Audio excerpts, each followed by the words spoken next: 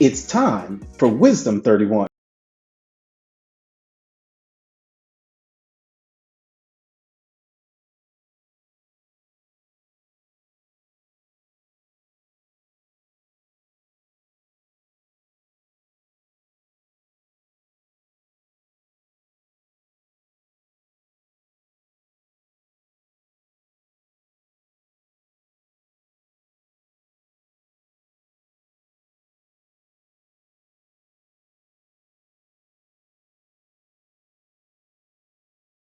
Busy person becomes rich.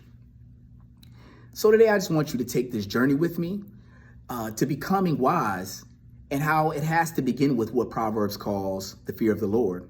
In other words, reverence.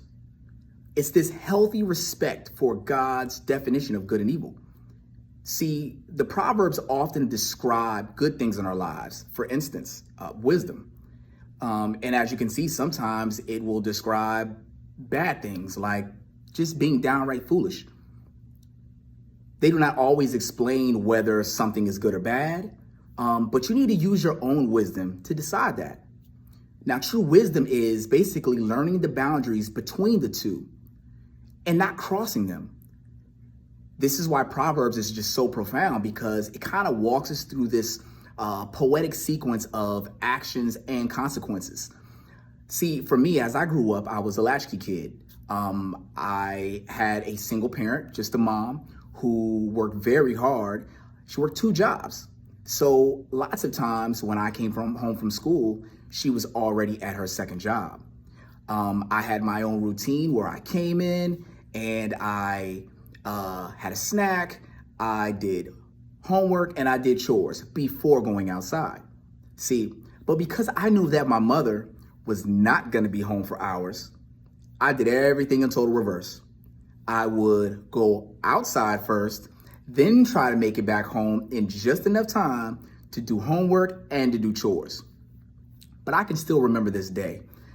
My mother pulled a fast one on me while I was trying to be fast. She came home about 3 hours early while I'm still outside having the time of my life, a funky good old time. And when I walk in the house thinking that I was gonna beat her there, gonna get everything done, and I was gonna be good, no. I came home, she's sitting on the couch, shoes off. Clearly she had been there for at least an hour or so, and I was just done at that point. I mean, all I could hear was violins. I was just singing the boo-hoo song, blaming everybody in the world but myself. So in turn, I had to deal with the consequences. I knew that was coming.